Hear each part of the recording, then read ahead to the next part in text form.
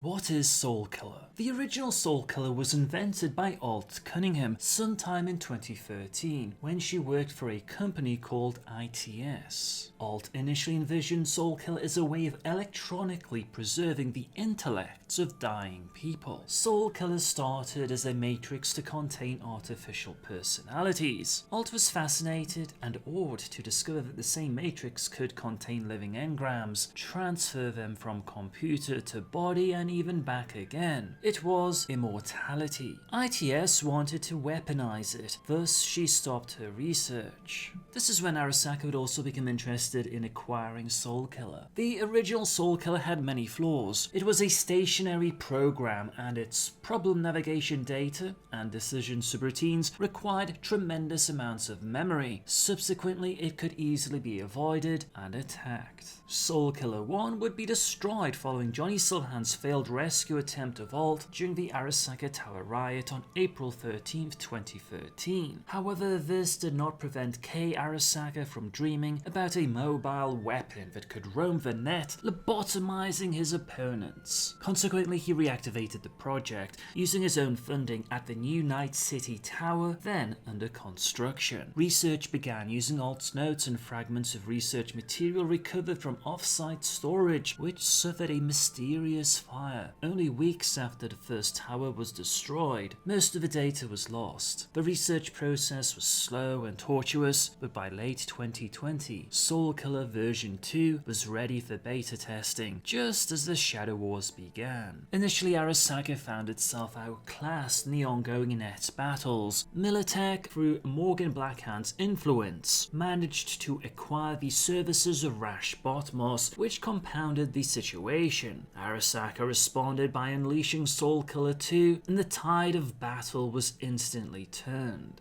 Rash would recruit a team of Edgerunners to track down and destroy Soulkiller's base of operations. Unfortunately, while he nailed one of the facilities, Rash slipped up during the operation. Arasaka was able to capture Alt again and assassinate Rash. Meanwhile, Kei brought the Night City research facility back online. With Alt's assistance, Arasaka gave birth to Soulkiller version 3. Almost an AI in its own right, given it displayed cunning and intellect. More importantly though, version 3 was completely mobile and could adapt itself to attack multiple targets simultaneously. What about Soulkiller in 2077? Firstly, Soulkiller was not destroyed when the nuclear demolition charge was detonated at the Arasaka Towers by Morgan Blackhand, but it is implied that Spider Murphy would use the Soulkiller on Kei Arasaka, then destroy what she assumes to be the last Soulkiller system. It is known that the Johnny Silverhand that accompanies V is an engram. In Cyberpunk lore, the only method prior to Cyberpunk Red to produce an engram was via Soulkiller. Or was it? There was something like a pirated version of Alt's first Soulkiller program, resulting in the creation of the Emergency Self-Construct program. The program was devised to save Edgerunners from being killed by anti-personnel attacks. It would kick in and drain the Edgerunners' intellect and memories into an electronic entity. Unlike Soulkiller though, this process was far from accurate, as the pirated software had many glitches. The new entity would often have a significantly reduced intelligence and could potentially lose all its memories, so it seems unlikely this is associated with Silverhand's predicament in 2077. In an alternative timeline, Alt Cunningham created a new program, Phoenix, that allowed her to download an engram personality into a blank and waiting clone.